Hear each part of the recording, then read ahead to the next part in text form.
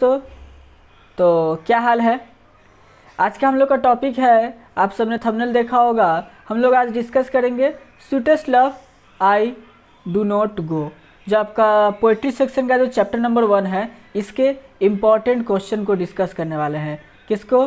तो important question को हम लोग डिस्कस करेंगे, जो कि इस चैप्टर में बहुत ही ज़्यादा ऐसे क्वेश्चन इससे पूछे जाते हैं। और याद रखना, ये क्वेश्चन आंसर के साथ साथ वो इम्पॉर्टेंट क्वेश्चन है जो कि 2022 में ऐसे पूछे जाने वाले हैं, याद रखिएगा। देखिए,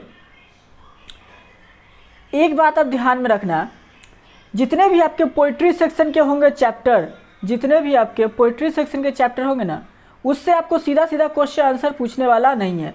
तो ये आप गलत फहमी में मत रहना कि आएंगे सीधा क्वेश्चन आंसर, नहीं। किस टाइप के क्वेश्चन आएंगे और जो क्वेश्चन आएंगे वो सारी चीज़ें भी मैं आपको एक्सप्लेन करने वाला हूँ, ठीक है। इस वीडियो में आपको पूरा मिल जाएगा। आप याद रखिएगा, पोइट्री सेक्शन के सारे पोइट्री सेक्शन में सिर्फ एक क्वेश्चन कॉमन होता है, वो होता है आपका एक्सप्लेन द फॉलोइंग। क्या?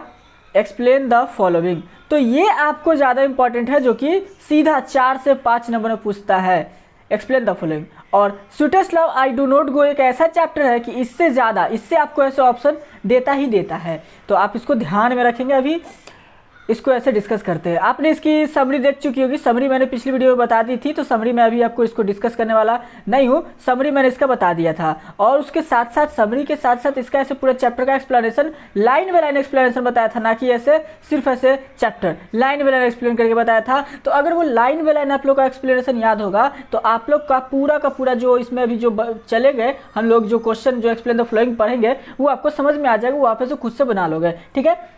तो चलिए ज़्यादा बकबक ना करते हुए वीडियो को स्टार्ट करते हैं। हम लोग को ध्यान देना है इंपॉर्टेंट क्वेश्चन, साथ ही ऑब्जेक्टिव को भी देख लेंगे, ऑब्जेक्टिव क्वेश्चन भी इसमें हम लोग ऐसे डिस्कस कर लेंगे, ठीक है। तो चलिए वीडियो को शुरू करते हैं। वीडियो पसंद है तो लाइक कर दीजिएगा, दोस्तों के साथ शेयर कर दीजिएगा, चैनल पर नया तो चैनल को सब्सक्राइब कर दीजिएगा, करने का मन हो तो, नहीं तो कोई दिक्कत नहीं है। और हाँ, एक और गुड न्यूज़, हमारे चैनल ने 2K यानी कि 2000 सब्सक्राइबर्स को ऐसे क्रॉस कर लिया है, तो आप लोग का तहे दिल से धन्यवाद। मैंने कम्युनिटी में आप लोगों को थैंक यू बोला था, पर फिर भी सोचा कि एक वीडियो से मैं आप लोग को बता दूँ, तो आप लोगों के लिए तहे दिल से धन्यवाद। चलिए, तो हम लोग समरी को नहीं देखने वाले हैं, हम लोग बता चुके हैं इसके समरी को नहीं देखेंगे। समरी आप लोगों को पता ही है, पिछले वीडियो में समरी हमने देख लिया था, तो समरी नहीं देखेंगे, सीधा आते हैं हम लोग इसके क्वेश्चन पे, ठीक है। देखो,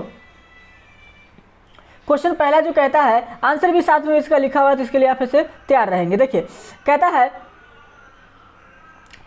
who is the poet of sweetest love I don't go. तो आप लोग पता है कि sweetest love I don't go के पोएट का नाम है जॉन डॉन। जॉन डॉन साहब ने अपनी बिलवेड यानी अपनी जो प्रेमिका थी उनके लिए ऐसे लिखे थे, ठीक है, जॉन डॉन साहब। अब बता ही चुके थे कितना ऐसे कहानी मस्त था, ठीक है। चलिए, नेक्स्ट क्वेश्चन है, John Donne was born in. John Donne कब जन्मे थे? तो जॉन डॉन का जन्म हुआ तो 1570 में, भी आप लोगों को पता है। चलिए, क्वेश्चन नंबर 3 की तरफ आते हैं। जॉन डॉन की मृत्यु कब हुई? जॉन डॉन की मृत्यु कब हुई? John Donne died in. तो कब मृत्यु हुई थी? तो 1631 में, यानी कि 1631 में ऐसे जॉन डॉन की मृत्यु हो गई थी। चलिए, क्वेश्चन नंबर 4 की तरफ आते हैं। ज़्यादा ऑब्जेक्टिव इसमें है नहीं, 5-7 ज़्यादा ऑब्जेक्टिव है नहीं। देखिए, कहता है John Donne was the pioneer of a new kind of lyrical and satirical work called. देखो, जॉन डॉन मेटाफिजिकल के पाइनर कहलाते हैं, बाप जिसको बोलते हैं ना, वही कहलाते हैं मेटाफिजिकल के, ठीक है। मेटाफिजिकल जो पोएट्री होते हैं उसके वो बाप कहलाते हैं, याद रखेंगे आपको, ठीक है।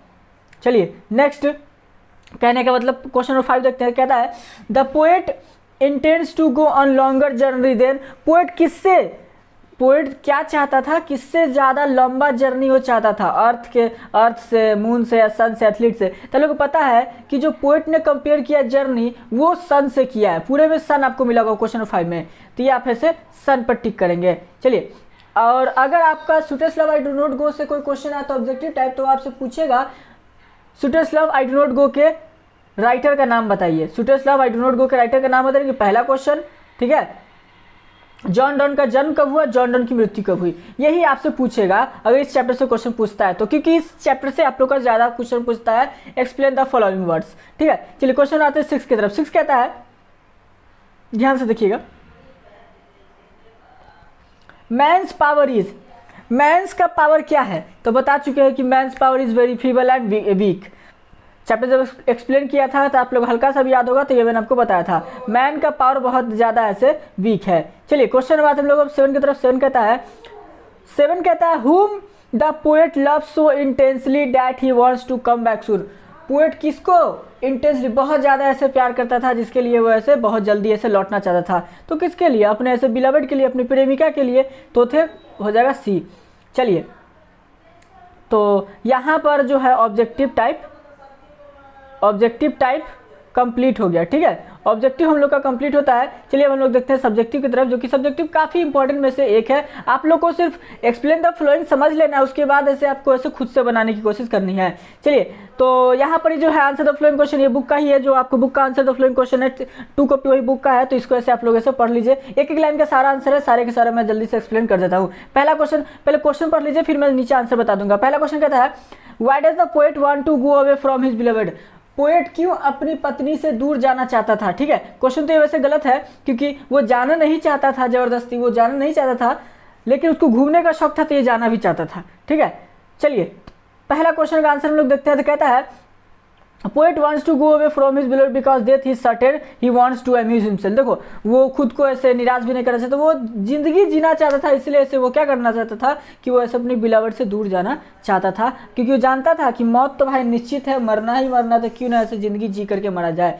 चलिए क्वेश्चन नंबर 2 की तरफ आता है। 2 कहता है, What are the things that sun does not have? सन के पास क्या क्या नहीं था? तो आप लोग को पता था कि सन के पास डिजायर नहीं था। ठीक है, आप लोग को पता है, नहीं उसके पास छोटा रास्ता था। तो ये लिखा हुआ है, sun has neither desire nor sense nor any shorter way to complete this journey. बता चुके हैं कि सूरज के पास ना तो कोई एक छोटा रास्ता था, ना ही सेंस था, ना ही डिजायर था, ताकि वो जल्दी जाए जल्दी वापस आए। चलिए क्वेश्चन आते हैं 3 की तरफ। 3 क्या कहता है, What will make the speaker journey speedier?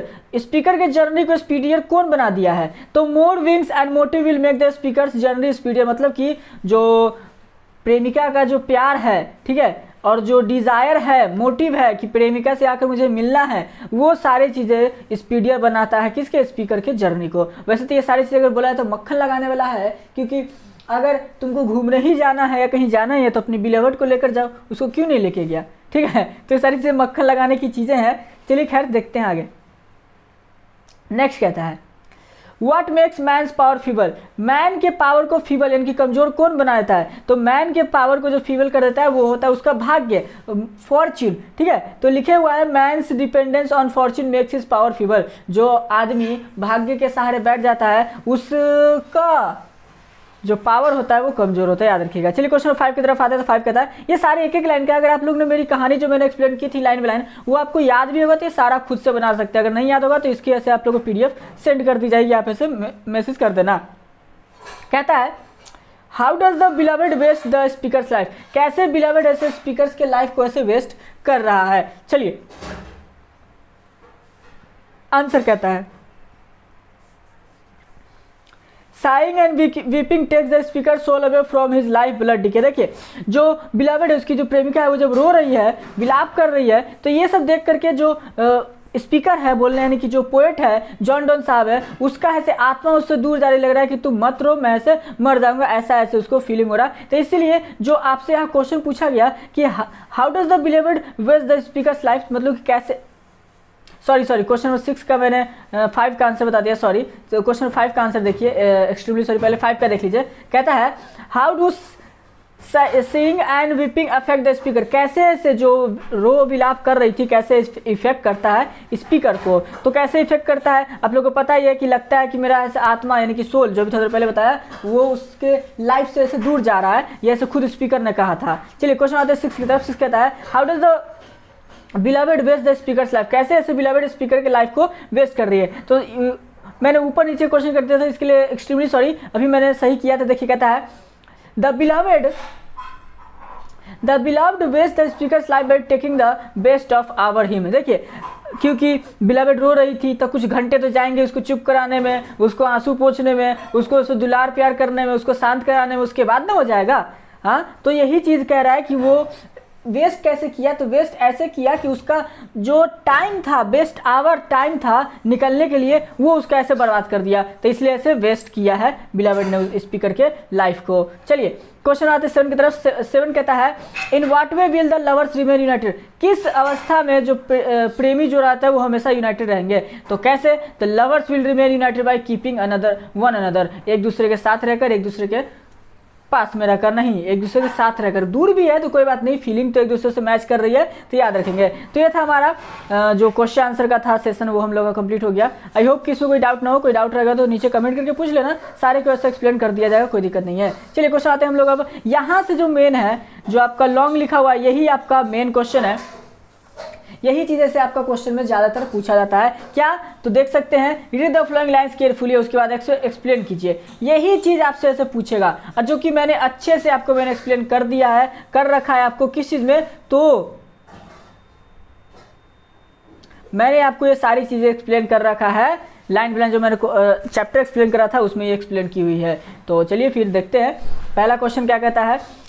Read the flowing lines carefully, पहले को एक्सप्लेन करना है। When thou sightest not wind but sightest my soul away, this is an example of hyperbola, find out the other example of hyperbola in the poem। देखिए ये तो एक hyperbola का example दे दिया है, तो ये एक्सप्लेन करने को नहीं बोला, क्वेश्चन बोला कि आप दूसरा हाइपरबोला फाइंड कीजिए। तो हाइपरबोला आपको दूसरा फाइंड करना था, आपको पता होगा एक था कि स्पीडियस जर्नी सिंस, मैंने आपको दिखाया था, पढ़ाया था, हाइपरबोला के बारे में बताया था।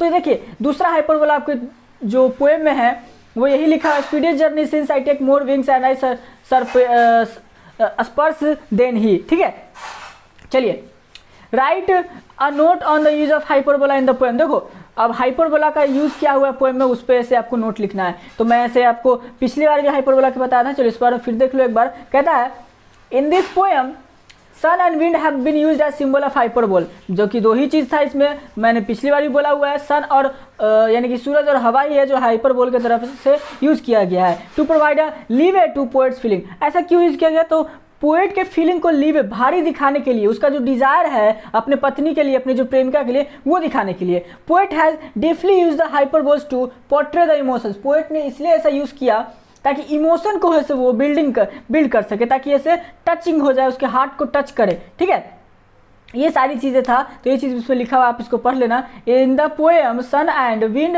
Have been used as the symbol of hyperbola to provide a leeway to poet's feeling when he desires to leave his beloved. Poet has deeply used to hyperbola to portray the emotions touching the interest of the speaker. The poet has aptly juxtaposed the wind and the sun divine heart in the backdrop of innate trinity of human life। तो इसको आप इसे पढ़ के जरूर रखेंगे। चलिए question आते हैं थर्ड की तरफ। ये सारे आपको बुक का ही क्वेश्चन जो कि एक्सप्लेन कर दिया जा रहा है। चलिए कहता है but believe that I shall make speedier journey since I take more wings and spurs than he. ठीक है, comment on the power of love in the light of these lines. इसमें आपको कमेंट करना है, जो इसमें आपको बताना है, आपका अपना ऐसे एक भाव देना है। तो क्या कहता है, पोएट हैज यूज्ड हाइपरबोला, इसमें देखिए हाइपरबोला यूज किया है। ठीक है, क्योंकि सन और विंड से ऐसे क्या किया है, इसमें कंपेयर किया है, तो आपको याद रखना है। Poet has used the hyperbola to express the night of love and project the fight of fancies. देखिए पोएट ने यूज किया है हाइपरबोल को, ताकि अपना प्यार को ऐसे एकदम दिखा सके अच्छे से, हार्ट टचिंग जैसे बोलते हैं ना, कि एकदम दिल को छू जाए एक बार में ही, तो वो सारी चीज़ यूज किया है। Poet riding on the love wave, poet जो है प्यार की धाराओं में, जो वेव कहते हैं ना, वेव्स, उस पर ऐसे क्या कर रहा है, चढ़ा हुआ है। And imbued and fired by the love of his beloved, और अपनी पत्नी जो उसके प्यार करते हैं, उसके प्यार से पूरा एकदम जल रहा है, उसके एकदम जो कहते हैं ना बेइंतहा मोहब्बत, उसमें वो झुका हुआ है। In whose love he has been basking intense to outbeat the sun which has got no gauge और डिजायर, जिसके प्यार में झुका हुआ है। ठीक है, उसके जो बास्किंग जो कहते हैं डूबा हुआ है पूरे तरीके से, तो उसके सामने, उसके प्यार के सामने पोएट को ऐसा लग रहा है कि सूरज के जो चमकदार रोशनी है, जो आग जला देने वाला जो गर्मी है, वो भी इसके प्यार के सामने फीका है। ये सारी चीज़ आपको इसमें बता रहा है। ठीक है, चलिए अब देखिए, ये सारे तो फिर भी जो क्वेश्चन 1 2 3 थे वो नहीं पूछेंगे, कम चांस में पूछते भी नहीं है, लेकिन यहाँ से जो है एक्सप्लेन, ये आपको पूछेगा एक्सप्लेन। ठीक है, और ये सारी चीज़ आपने अभी पढ़ा ऊपर में, ये सारे को क्वेश्चन हटा करके सिर्फ यही रहेगा, सिर्फ ये 2 लाइन रहेगा और नीचे लिखा रहेगा एक्सप्लेन। तो याद रखेंगे एक्सप्लेन आप लोगों को करना है। तो एक्सप्लेन में they who one another keep alive never parted be. ठीक है, जो एक दूसरे के साथ रहते हैं वो कभी भी अलग नहीं हो सकते हैं। देखो ये जो स्टैंजा है ये क्या समझाता है, तो ध्यान से सुनना। देखिए हिंदी में तो एक बात लिखा रहता है कि सप्रसंग व्याख्या कीजिए, लेकिन इंग्लिश में ऐसा कुछ नहीं लिखा होता, सिर्फ एक्सप्लेन लिखिए। देखिए, एक हिंदी में लिखा रहता है व्याख्या कीजिए और दूसरा रहता है सप्रसंग व्याख्या कीजिए।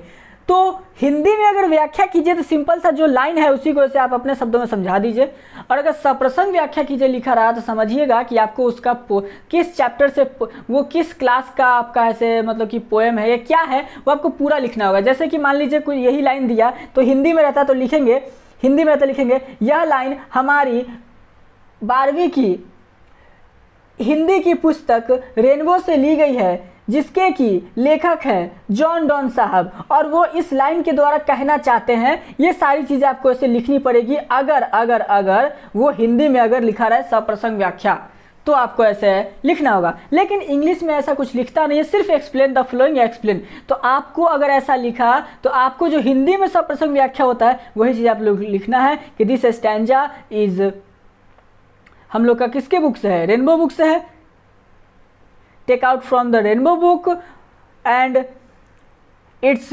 राइटर इज जॉन डॉन या वाज। अगर आपको इज में लिखना है तो भी कोई दिक्कत नहीं है, वाज में लिखो तो भी कोई दिक्कत नहीं है, ठीक है। लेकिन आप कोशिश करना ज़्यादा लिखे तो वाज में, कि इसके लेखक थे, क्योंकि अब तो इसको लिखने वाला कोई है नहीं, तो इसके लेखक थे जॉन डॉन साहब, यानी कि its writer was John Donne and from this stanza he wanted to say that. उसके बाद ऐसे आप एक्सप्लेन कर दो जो भी आपको लाइन कहना है। तो चलिए अब स्टैंजा क्या कहता है तो वो आपको ऐसे एक्सप्लेन कर देते हैं। The stanza warns and guards against the parting of love. जो ये जो स्टैंजा है, they who one another keep alive never be parted, ये इसके बारे में कहता है, क्या कहता है, love is tender delicate and fragile, love treats the thin line of accord and discord. Poet gives the solemn message that the loving lords who care for each other are never parted away. कहता है इस line में कि जो love है वो आपका tender है, डिलिकेट फ्रेजाइल है, मतलब कि एक ऐसा फीलिंग है जो कि दिल से कभी अलग होने वाला है नहीं, और चाहे वो कोई कितना भी दूर चला जाए वो कभी भी अलग नहीं हो सकता अगर वो सच्चा प्यार करता होगा तो ये आप इसे याद रखेंगे। लैला मजनू की कहानी तो आपने सुनी होगी, खान सर के द्वारा एक बार भी सुने होंगे, तो क्या मस्त कहानी था। चलिए आते हैं क्वेश्चन 5 की तरफ। 5 कहता है, ध्यान से देखिएगा, 5 नंबर है, what arguments does the poet give at the time of parting with his beloved. क्या आर्ग्यूमेंट, क्या क्या दलीलें दिया पोएट साहब यानी कि जॉन डॉन साहब जो अपनी पत्नी से दूर जा रहा था। तो poet talks about the certainty of death, poet ने बताया कि उसका मौत तो निश्चित है, and express his desire to have some amusement, और जो वो घूमना चाहता है, वो जो थोड़ा सा अपने लाइफ को जो है रोचक बनाना चाहता है, उसके बारे में ये सारी चीज़ें से पोएट बताता है। तो क्वेश्चन 6 का आंसर है, poet talks about the certainty of death and express his desire to have amusement. चलिए क्वेश्चन आते हैं 7 की तरफ। 7 कहता है, how can lovers overcome bad chances. बुरे समय में कैसे प्रेमी जोड़ा ऐसे उभर करके आते हैं बुरे समय में, बुरे चांसेस जो होता है उसमें। तो देखिए, lovers can overcome bad chances by joining their strength to their fortune. वो अपने स्ट्रेंथ को, अपने ताकत को अपने भाग्य से जोड़ करके, क्योंकि देखो ज़्यादातर जो लव मैरिज है वो होता नहीं है, उसके फैमिली फ्रेंड्स ये सब है जो है कि टांग अड़ा करके तोड़ देंगे। तो यही चीज़ बता रहा है कि इस मुश्किल घड़ी में भी अगर कहीं अलग भी होना है तो मुश्किल घड़ी में भी वो अपना स्ट्रेंथ को जुटा करके रहे और फॉर्च्यून पे थोड़ा सा ऐसे क्या करे, थोड़ा सा क्या करना पड़ेगा कि ऐसे उसको यकीन करना पड़ेगा, ताकि ऐसे वो भाग्य के भरोसे बैठे। अगर भाग्य ने साथ दिया तो उसको ऐसे मिल जाएगा, भाग्य ने साथ नहीं दिया तो नहीं मिलेगा। तो ये था आंसर। क्वेश्चन 8 कहता है, देख सकते हो आप यहाँ पर कि 4 के बाद सीधा 6 आया था, तो 5 नंबर क्वेश्चन कहाँ गया। तो 5 नंबर क्वेश्चन बउआ मेरे आपके बुक में देखोगे तो right the summary of the poem लिखा हुआ है, ठीक है, right the summary of the poem, ठीक है। तो इसका मैंने ऐसे नहीं बताया क्योंकि समरी मैंने बार बार बता दिया है। तो क्वेश्चन नंबर 5 आप देखोगे तो समरी है, अगर समरी चाहिए होगा तो कॉन्टैक्ट कर लेना आप लोगों से, समरी मिल जाएगा। चलिए क्वेश्चन आते हैं 7 की तरफ। 7 हमें देखिए 8 की तरफ, what images from nature are use in the poem. कौन कौन से इमेजेस नेचर से पोएम में यूज किए गए हैं। The poet has used sun and wind as a natural images bring forth his metaphysical thoughts. पता ही है जो मेटाफिजिकल थाउट होता है, मेटाफिजिकल में क्या होता है कि वो नेचर के बारे में बहुत ज़्यादा ऐसे पोएट्री लिखा करते थे। तो वही बात बताया कि पोएट जो है सन और विंड को ऐसे यूज़ किया है नेचुरल इमेज के तौर पर, ठीक, याद रखेंगे। चलिए next, which image do you like the most. कौन सा इमेज आप सबसे ज़्यादा ऐसे लाइक करते हो। तो आप अपना अपना हिसाब से देना, वैसे तो मुझे तो सन का ही लगा था और वैसे विंड का भी ज़्यादा लगा था, लेकिन आपको जो मन करे वो आप लिख सकते हो। Image of sun appeal to me the most, मैंने अपने हिसाब से लिखा, आपको जो अच्छा लगे वो आप ऐसे लिख देना, सन लगे या विंड लगे, ठीक है। तो बच्चा सब आपका अगर बोला जाए तो sweetest love I don't go जो आपका चैप्टर है, जो आपका ये चैप्टर है